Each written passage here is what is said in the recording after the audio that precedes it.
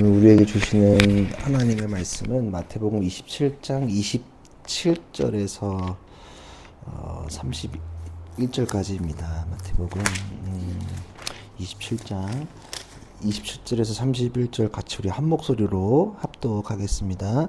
총독의 병사들이 예수를 총독 관저로 끌고 들어와서 온 부대를 다 그의 앞에 불러 모았다.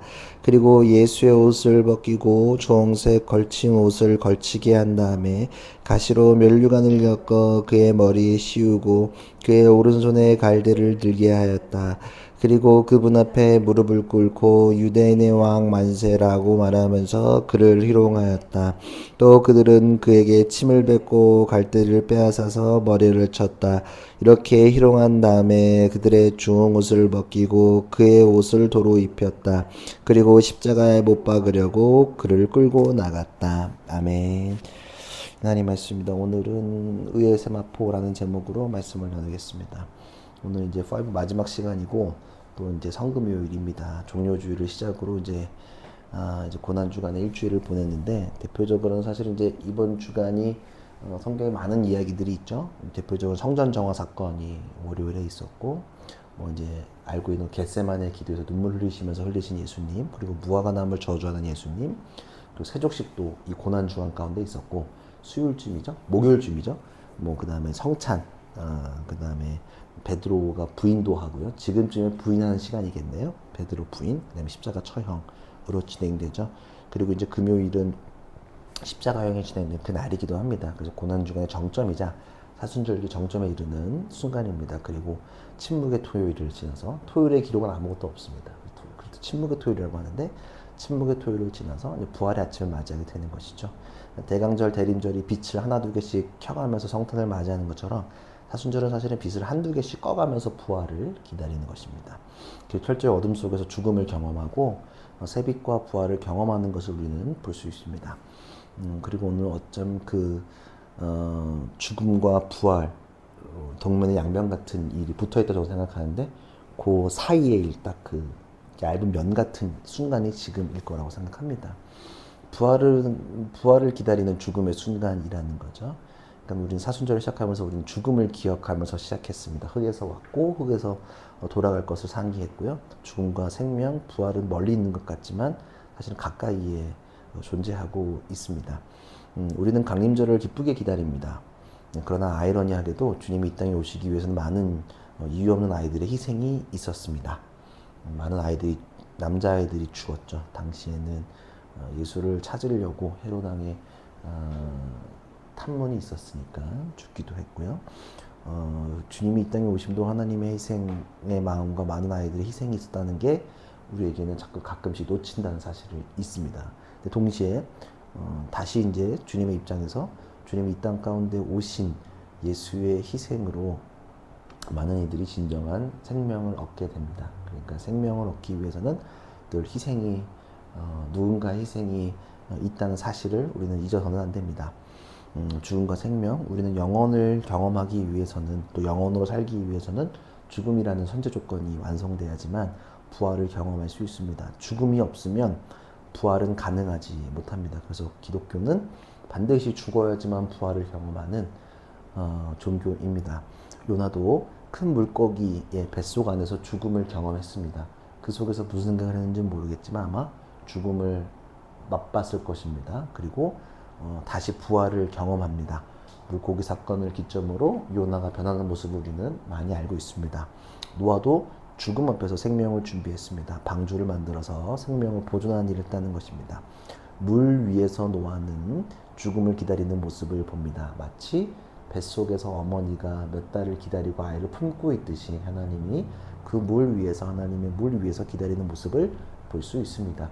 그러니까 어쩌면 노아의 모습도 아이가 태어나는 모습과 좀 비슷하다고 생각을 합니다. 물이 빠지고 무지개가 보이며 평화의 비둘기를 보았을 때 진정한 생명을 노아와 그 아들들, 며느리와 동물들이 경험했습니다. 죽음과 생명을 이야기합니다. 우리는 생명의 시기, 생명을 딱 경험하는데 어머니의 뱃속 안에서 그 물 안에서 부활과 탄생을 기다립니다. 뱃속에서의 기억이 없기 때문에 그 뱃속에서 기억을 하는 애가 얼마나 있을까? 거의 없죠, 사람이라면. 근데 그 안에서 살아 있으면서 그 때를, 부활을 기다리는 것과 어쩌면 비슷하다라는 생각이 듭니다. 그래서 부활은 계속 기다림의 시기가 있어야지만 가능해진다는 사실입니다. 그냥 일어나는 게 아니라 반드시 죽음과 기다림이 수반된다는 것입니다. 네, 공술의 공수거라는 말이 있습니다. 속담이죠. 근데 이건 뭐 불교 용어이기도 하거든요. 빈손으로 왔다가 빈손으로 간다. 근데 불교적 용어긴 하지만 공감되는 말이 많이 사실은 있습니다. 좀 지혜라고 생각하는데 빈손으로 왔다가 빈손으로 간다는 거죠. 나에게 죽음이 닥치면 재물이든 명예든 권력이든 어느 하나 그 다음 부활의 순간으로 가져갈 수 없다는 것입니다. 태어날 때도 아무것도 없었지만 죽을 때도 아무것도 없는 상황인데 우리의 마음은 그렇지 않습니다. 무언가 가져갈 수 있다고 오해하는 것 같습니다. 교회에서도 마찬가지죠. 저희 교회 직분을 가져가는 것도 아닐 거고 주님 앞에서 무슨 직분이 그렇게 중요할까 싶기도 합니다. 저희 교회 직분이 없어가지고 쉽게 말할 수 있지만 저희가 만약에 나중에 커진다면 상상을 해보는 거죠. 그것 때문에 우리가 싸우게 될까? 근데 싸우는 경우가 좀 왕왕이 있으니까 가져가는 거 아닌데 그리고 목사라서 대단하니 그런 건 없다고 저는 생각합니다. 주님 안에서 다 위에서 보시기에 다 똑같은 존재라는 것이죠. 그래서 우리는 공술의 공수거, 불교적 개념이긴 하지만 믿음 안에서 아무것도 가져갈 수 없다는 사실을 알고 있지만 자꾸 무언가를 입기 위해서 노력한다는 것이죠. 어머니의 뱃속에서 태어날 때 옷을 입고 태어난 사람은 아무도 없습니다. 그리고 울음 없이 태어난 사람도 없습니다. 그렇기에 창세기에 아무것도 입지 않고 살았던 아담과 하와를 보면서 낯설지 않다고 생각합니다. 인간 태초에는 아무것도 입지 않다. 모두가 아담과 하와처럼 아무것도 입지 않고 있었다는 것입니다. 그들의 죄는 벌거벗음이 부끄럽게 되었고 자신들이 얼기설기 만든 옷을 입게 됨을 우리는 보게 되었다는 것입니다. 즉 우리의 시작은 아무것도 없는 옷의 상태입니다. 어쩌면 모든 옷들이 공술의 공수거의 개념처럼 가지고 갈 수 없는 것들입니다. 그리고 모두를 이런 거짓된 옷들을 버리고 진짜를 만나야 한다는 것입니다. 수위를 본 적이 있습니다. 제 인생에 2번인데 아버지와 장례와 할아버지의 장례를 치르면서 목격하게 되었습니다. 그때는 아버지를 사랑했는지 모르겠지만 들어보면 그래도 아빠 좋아했던 것 같아요. 아빠의 죽음 앞에서 수위를 입고 누워있는 모습을 보면서 참 오만 가지 생각이 들더라고요. 정말 찰나란 말도 참 교회 믿음의 개념은 아니지만 찰나에게 또 불교가 많이 나오네요.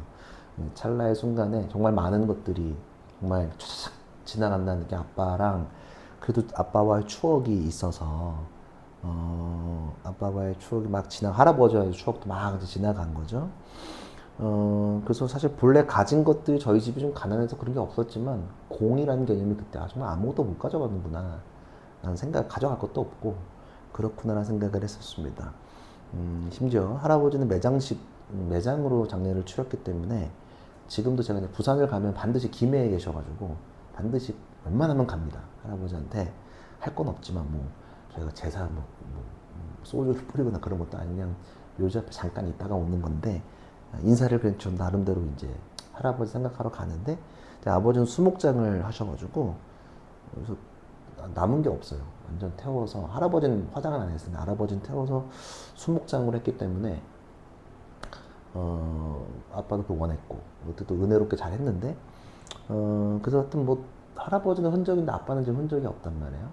뭐라도 비석도 없고 아무것도 없고 그래서 떠나감을 다시 생각하게 됐습니다. 그러니까 사실 수의 하나 입고 가더라고요. 정말 매장까지 안 하고 저희 보통 다 화장하니까 정말로 이제 눈에 보이지도 않는 그 뼈 가루 그것도 유골을 그대로 안 두고 만약에 이렇게 빻는다 그러죠. 만약에 가루로 둔다면 더더욱이 정말 영화 마냥 바다에 흩날린다면 더더욱 정말 우주의 점처럼 사라진다는 것입니다. 오늘 본문에 보면 35절에 35절에 그들은 예수를 십자가에 못 박고 나서 제비를 뽑아서 그의 옷을 나누어 가졌다. 주님은 십자가 앞에서 모두 앞에서 벗겨짐을 받으셨습니다. 로마 병사들에게 굴욕을 경험하셨습니다. 새 창조 이전 처음의 창조가 2번 있습니다. 처음 창조가 아담과 하의 창조인데 그때는 옷이 없는 아담 그리고 부활이라는 새 창조 앞에서 주님은 옷이 없어짐을 우리 눈으로 보게 됩니다. 신앙은, 믿음은, 그리고 구원을 입은 모든 이들이 주님을 만날 때 겪는 것들이 있습니다. 우리는 새 옷을 입히시든지, 입히시는 주님만을 생각합니다. 저희가 4주 동안 옷 얘기를 했으니까. 근데 그 옷을 입기 전에 모든 옷을 벗든지 우리는 벗겨지는, 옷을 갈아입으려면 벗겨지는 경험을 합니다. 옷이 벗겨지고 거울을 보면 때로 이렇게 혼자서 뭐 벌거벗은 모습은 나밖에 못 보니까, 근데 그 벌거진 모습을 보면 내가 숨겨놓고자 했던 모든 것들을 바라보게 됩니다.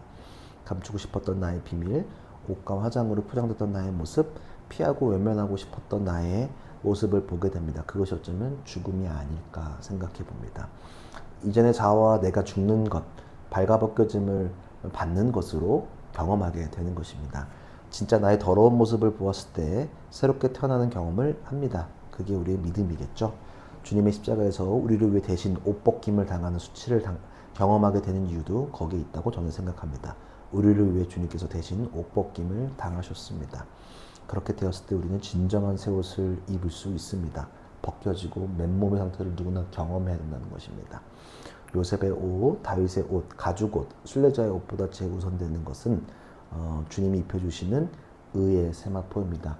벗겨지고 난다면 주님께서 의의 세마포를 입혀주시는데, 이사야 61장 10절에 보면 신랑에서 제사장의 관을 씌우듯이 신부를 폐물로 단장시키듯이 주님께서 나에게 구원의 옷을 입혀주시고 의의 겉옷으로 둘러주셨으니 내가 주님 안에서 크게 기뻐하며 여호와의 하나님에서 즐거워할 것이다. 이제 주님께서는 이미 의의 옷을 준비하셨다. 그게 뭐냐면 세마포입니다. 보통 성경에서는 개역개정 세마포 혹은 뭐 세번역 이럴 때는 모시 이렇게 표현되기도 하고요. 같은 맥이라서. 마태복음 20장 뒤에 59절에 보면 그래서 요셉은 예수의 시신을 가져다가 깨끗한 삼배로 싸서, 삼배가 세마포입니다. 삼배, 모시, 세마포 다 같은 맥락입니다. 수의를 입히신 거죠. 세마포를 입혀주시고요. 벗겨진 나에게 다시 세마포를 입혀주십니다.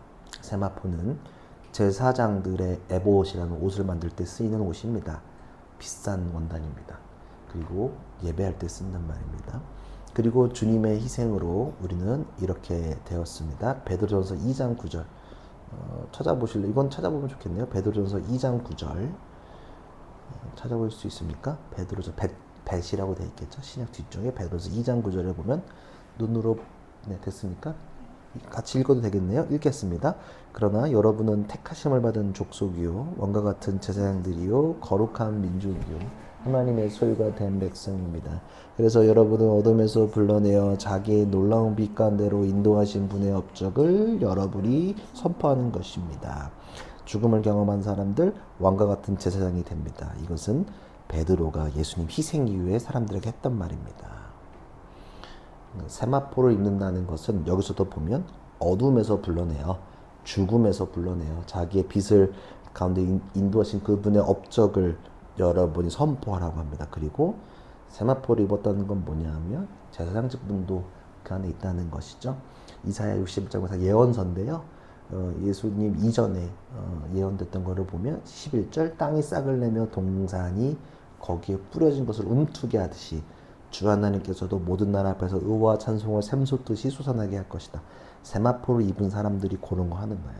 제사장 직분 감당하고 의의 세마포를 입은 사람들이 그런 일들을 하는 것이다. 그래서 요한계시록은 보면 요한계시록은 예언서잖아요. 나중에 후에 있을 일들을 예언된 거라서 이단들이 많이 이걸 이용하는데 사실은 19장 7절 8절에 보면 유명한 건데 기뻐하고 마지막 때에 주님 모신 그 잔치 다시 오신 그 잔치를 했을 때 하나님께 영광을 돌리자 어린 양의 혼인날이 이르렀다. 그의 신부는 단장을 끝냈다.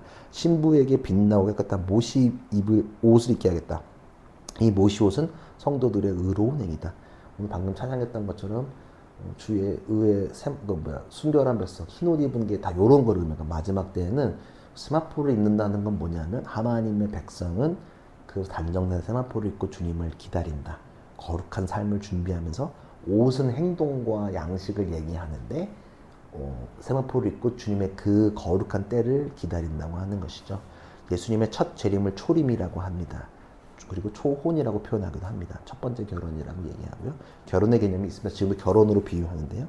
그리고 다시 오실 그 재림이라고 그러죠. 초림 말고 재림하실 때 하얀 세마포를 입고 주님을 기다리는 것을 우리는 꿈꾸는 것입니다. 결국 우리가 궁극적으로 입어야 할 것은 의의 세마포입니다. 주님께서 입혀주시는 것들. 아무것도 없는 나에게 주님으로 인해 입혀지는 것을 우리는 경험해야 한다는 것입니다.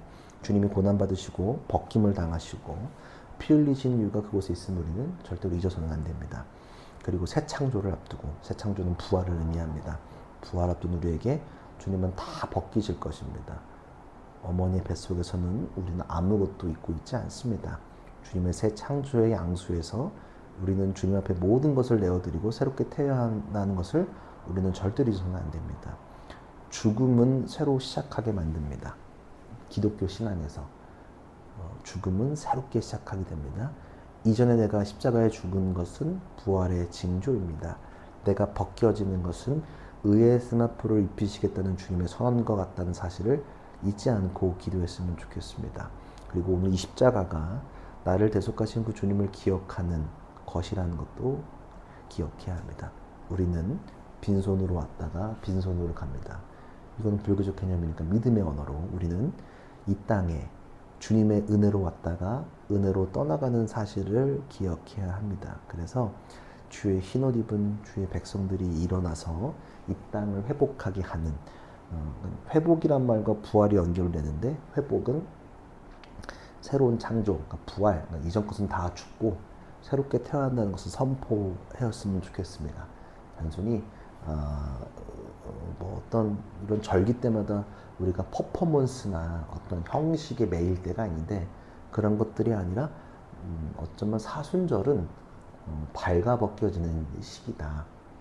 내가 그 죽음의 수의를 입는 그런 경험을 하는 시기다. 그래서 옷을 갈아입기 전에 반드시 다 벗고 나서 옷을 갈아입는다는 사실, 그거는 그 거울 앞에 우리가 옷 사러 갔을 때 겪는 것도, 집에서 혼자 있을 때 다 씻고 나면 혼자만은 다 발가벗겨진 나를 보게 되는데, 주님께서 그런 고초를 당하실 때, 혼자 있을 땐 괜찮지만 그게 모든 사람 앞에서 다 보여진다는 게 많은 거죠. 근데 그러고 나면 주님께서 우리에게 의의 세마포를 입히셔서 정말 새로운 직분을 감당케 하신다는 것. 제사장적 사명, 세마포는 제사장들이 입는 옷입니다. 그리고 세마포로 에봇을 만든다는 사실. 그러니까 우리가 그런 일들을 자꾸 선포하고 자랑하고 고백하는 우리가 되기를 간절히 기도하면서, 마지막에 새 옷을 입는 것이 제일 중요한 건 순례자의 옷도 아니고 다 중요하지만 결국은 마지막에는 의의 세마포를 입고 주님께 나아가는 믿음의 사람들이 되어야 한다. 그것들을 절대로 잊어서는 안 된다는 사실입니다. 함께 또 기도하고 주님께 나아갑시다.